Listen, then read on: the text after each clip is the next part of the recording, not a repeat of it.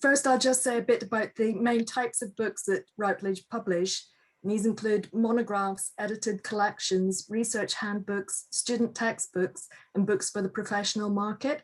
So the first three of these sell mainly to the international academic library market. The student textbooks are mainly going to sell to the domestic student market, and the professional books primarily sell to practitioners and institutions.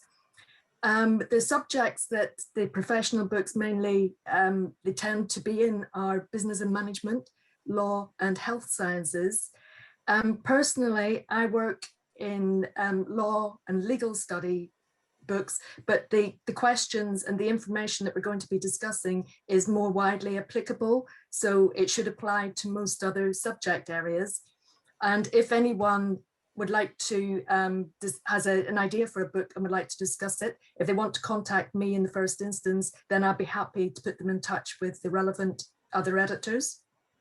So when we're considering a project for publication, the key criteria for us are, first of all, if it fits with our existing list. This is important to ensure that we could market the book effectively without incurring unreasonable costs. A number of speculative proposals that a publisher receives can often be rejected outright just because they don't fit with the existing list and they don't offer a new direction that the publisher would want to explore. I think it's important for aspiring authors to look at books that are similar in style to the book that they're planning to write and see who those publishers are. If a publisher is already producing books in those sorts of areas, then it's likely that they would like to see your proposal and that would fit with their existing lists.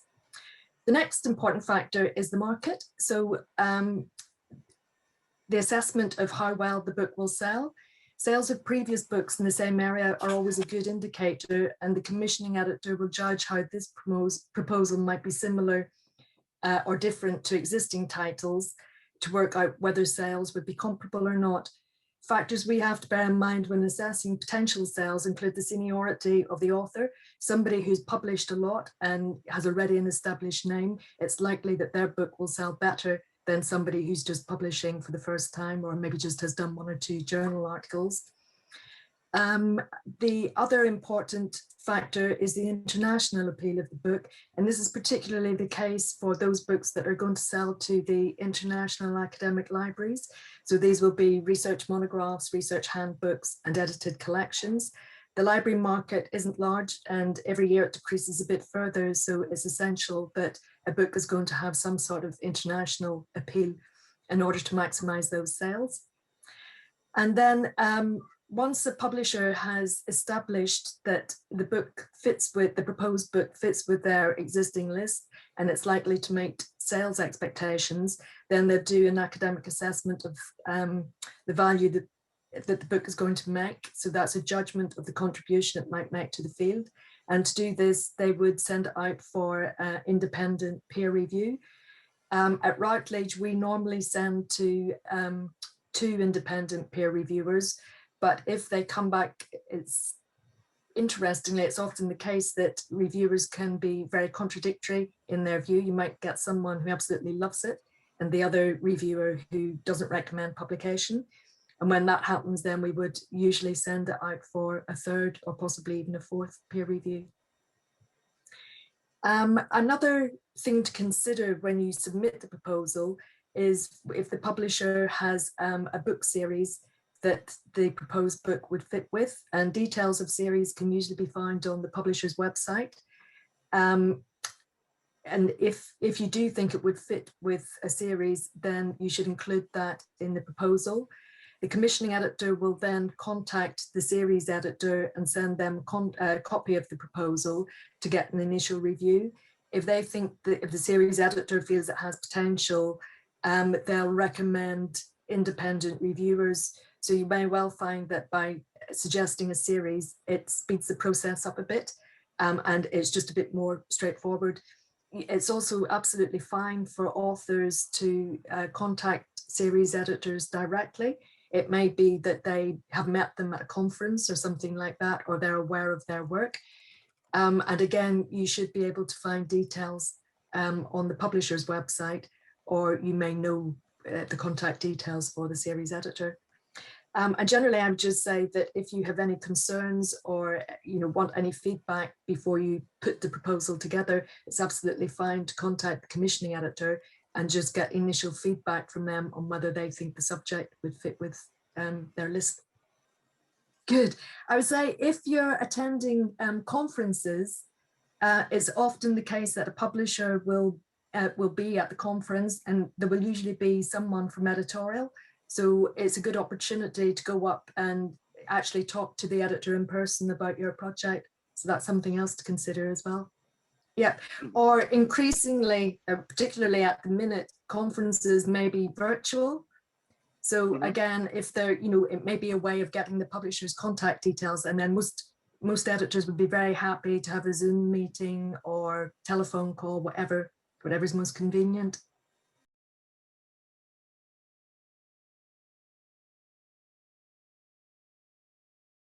Well, the reasons for this are partly historic. Routledge has had a long-established major works program, and major works are collections of seminal journal articles which are curated by an expert in that area. They'll often be a multi-volume set, and they'll cover a specific area. And this program was particularly successful in Japan because Japanese universities were keen to stock classic content across disciplines. This was a reflection of the great reverence for learning and intellectual pursuits in Japan. Routledge worked closely with Japanese agents such as Marazen and others, which in turn helped to raise the profile among Japanese academics. Nowadays, the electronic journals mean that the major works programs, they've fallen out of fashion. And also the role of agents has been challenged by Amazon, but the past success helped to establish Routledge in the Japanese market.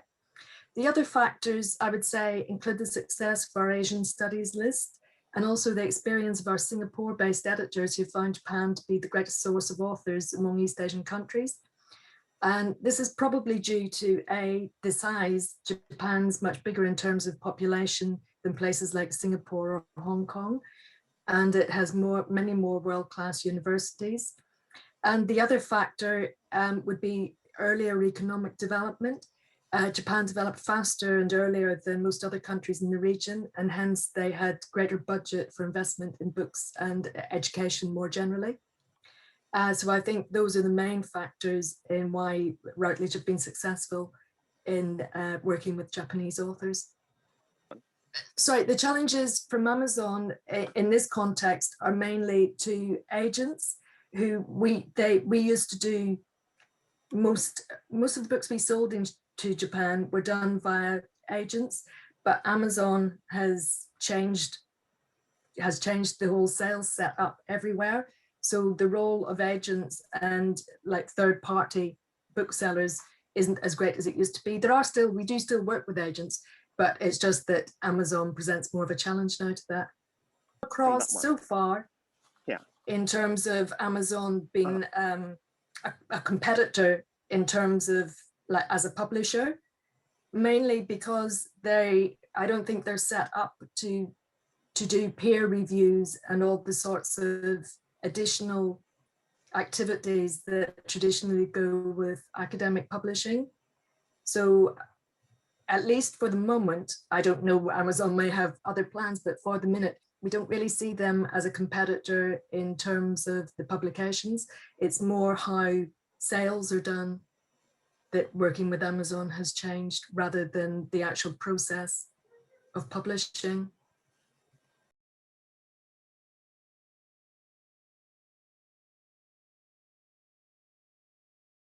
There are a number of factors. First of all, the subject is of interest to an international readership, and this may be because the subject is universal. So for example, it's something like international law. Like we had a Japanese author who did a book on the law of the sea, and obviously that's international law, so that book did well. It may be that the approach is comparative or theoretical, which means that the findings are more widely applicable and therefore of greater interest to an international readership. The subject, even if focused on the home country or region, is particularly important or topical, and others would be interested about learning about the situation in that particular country or region. So an example here might be climate change or the Sustainable Development Goals. In all cases, the work will have been of a high academic quality and the English publishable standard. And this may be because the author is fluent in English or that they have access to a translator.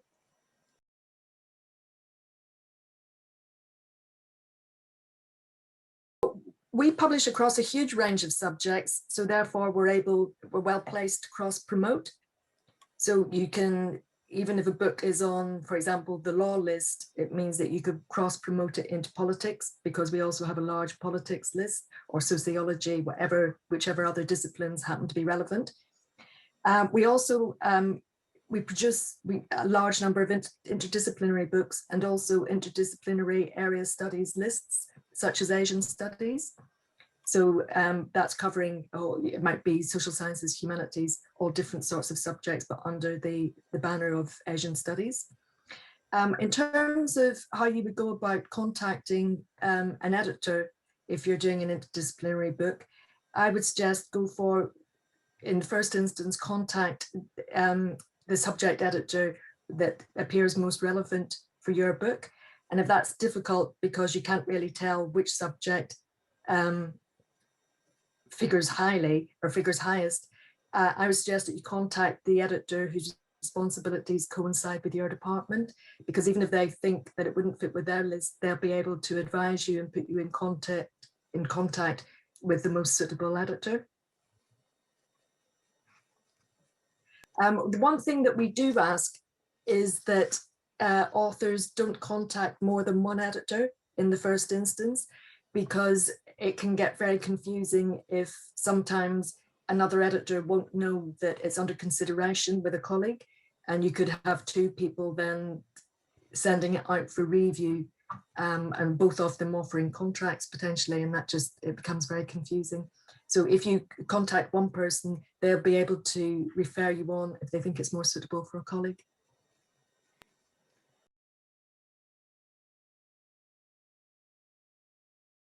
Yeah, I understand.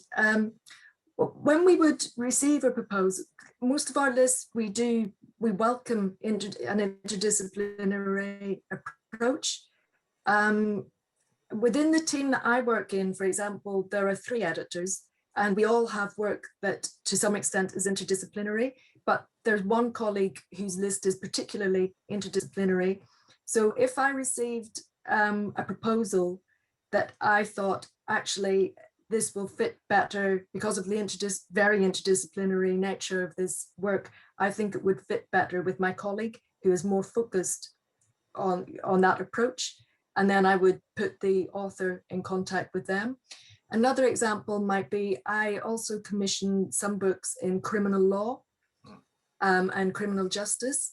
And often people studying those subjects, they may be based within a criminology department, which is part of social sciences and linked to sociology.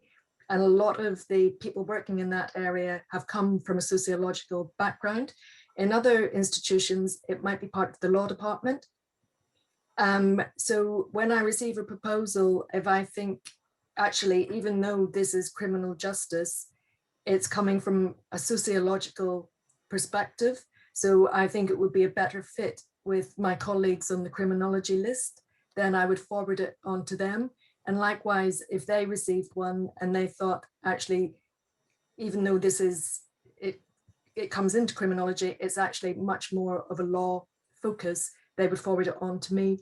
So those are the ways we consider when we receive a proposal, is would my list be the right fit for it, or might this be better if the focus is more on a particular subject. It'd be difficult for a first-time author in particular to be able to tell, because there are so many editors who seem to be doing similar things.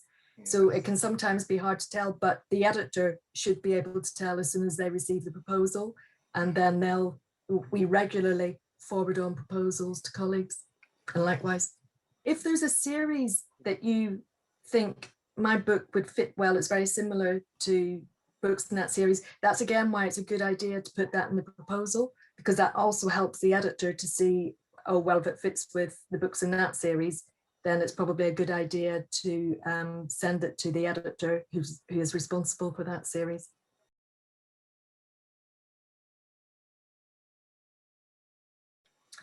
Well, no matter how high the quality, if a subject's very narrow, it may not be commercially feasible, in which case the publisher wouldn't be able to offer a contract for it.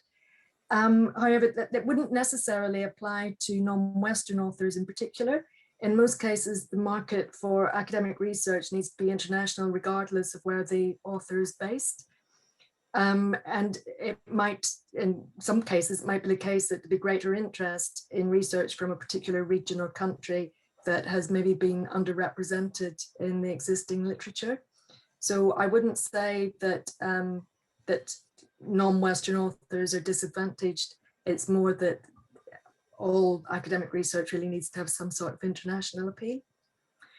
For those who are writing with English not as their first language, the language might be more of a hurdle than the subject matter, or where they're based.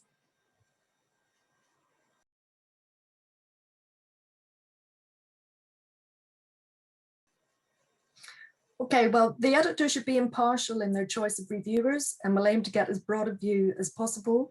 And I think it would be quite hard for an editor to predict how a reviewer is going to respond to a proposal. There may be some times when the editor thinks, I'm not sure, I have reservations about this proposal, but I'm going to send it out for review anyway. And it may be when the reviewers come back, they confirm the doubts, that the reservations that the editor had, but it's very often the case that the reviewer will come back and say, oh no, this would be of international appeal, for example, when I was maybe concerned that it wouldn't. I can't imagine any editor just choosing reviewers because they think they're going to get a favorable response, because it would just be too hard to predict apart from anything else. The most important aspects for us are the quality of the work and the market potential. If it was a controversial topic or something that's quite sensitive, then I think we would generally try to get more than 2 reviews just to make sure that you're getting a fair balance. Yeah, so in terms of the editor and the reviewers, I can't think of any editor who would just try to choose people who they thought were going to be well disposed towards a proposal.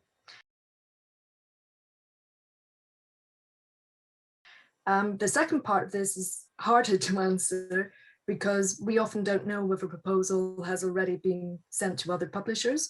Often it might be the case where a reviewer will say, oh, I know that this is under review with another publisher.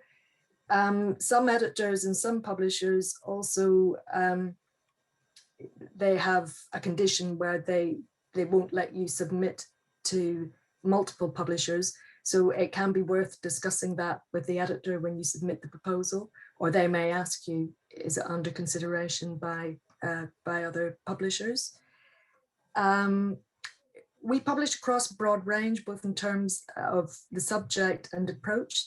So it's certainly possible that other publishers will reject a project because of what we were saying before about list fit. If they don't think that it fits with their existing list, or it's not a subject that they're active in, then they wouldn't, they would reject it.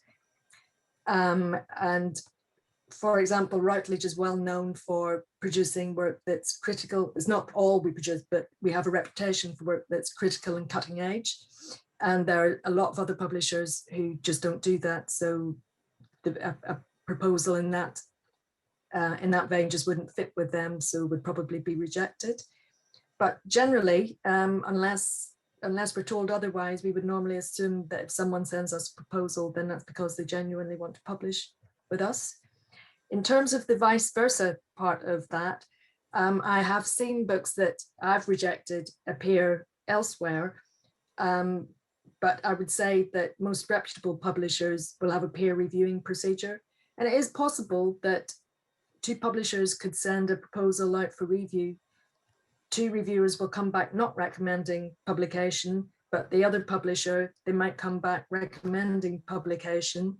But for the most part, I think if it's peer reviewed, you're probably going to get the same response. And I would recommend that anybody who's going to publish checks in advance that the publisher does peer review, because that can be really important for career development.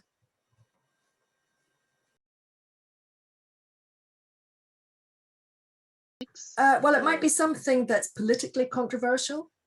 So you might have an area, for example, that is disputed, or where the political activity in that country could be viewed controversially.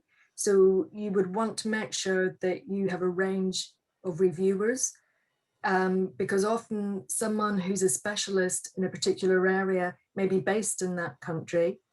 So you want a range of views to make sure that you're not, getting some sort of parochial response, or where someone is invested in a particular approach. That means that there might be a bias in how they see a subject. That shouldn't really happen, but you want to make sure, because we wouldn't necessarily know that what someone's views were. So it's good to get a broader range of reviews in a subject that's sensitive. To politics, there are other like ethical issues as well, in terms of philosophy and legal ethics, things like that. There might be subjects where people have very opposing views. So you would want to make sure that, again, you're getting a good balance, and that it's not biased.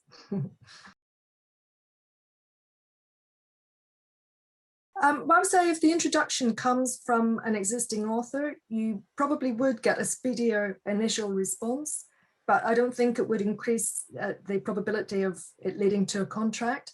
More important would be introductions via a series editor, because they would be more useful in terms of it's somebody that we already work with. And we would anyway probably have sent the proposal to them for review, and to get their initial feedback on it. So the series editor would advise us on whether they think the project has potential. They would suggest reviewers, which just helps speed the process up. If it's an existing author, and they really recommended the project, that would also be something that, again, it would probably go through more quickly. You get a bit of a speedier response because of that, but not to the same extent as a series editor, because that is part of their role, is to advise us on projects. And also, actually, the opinion of the series editor would also be very important if the reviews turned out to be contradictory.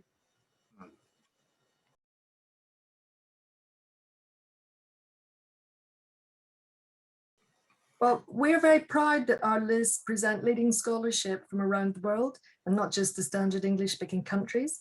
So a tradition that we're keen to strengthen and grow. We've had really positive experiences with Japanese authors, and we would be delighted to hear from anybody who's considering publishing in English. Even if your work is, focused on a specific country or region, you shouldn't assume that it wouldn't be of wider international interest. And we would be so pleased to receive proposals, or even in advance of submitting a proposal, to discuss projects and offer advice. And it's really worth talking to the commissioning editor, because they can also provide useful advice in developing the project before it goes out for review. And they can often say, well, point out things that reviewers might have a difficulty with. So it might be things like if there are typos in the proposal, pointing things like that out, or just explaining that you need to give a bit more detail in the synopsis for each chapter, because otherwise reviewers won't have enough information to be able to provide meaningful feedback on. So that sort of information can be useful in putting together a proposal, so that when it goes out to the reviewers, you actually get hopefully very helpful comments coming back, because they've found it to have enough information to be able to do that.